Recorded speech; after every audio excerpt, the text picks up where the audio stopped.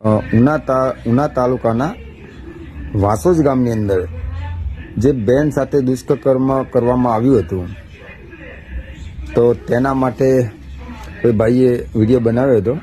તો એ ભાઈને આપણે જણાવી દઈશું કે જેની ઉપર દુષ્કર્મ કરવામાં આવ્યું હતું તે ત્રણ આરોપીઓને પોલીસ દ્વારા ફરિયાદ દાખલ કરી તેઓની ધરપકડ કરી લેવામાં આવી છે.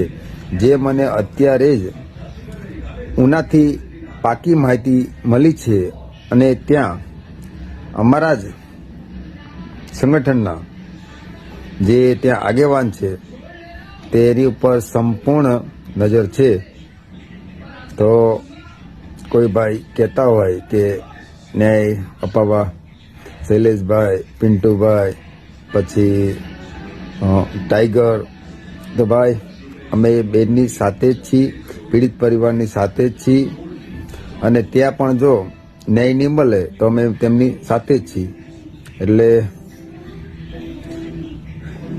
બહાર ક્યારે નહીં કરવું પડે, આંદોલન ક્યારે કરવું પડે?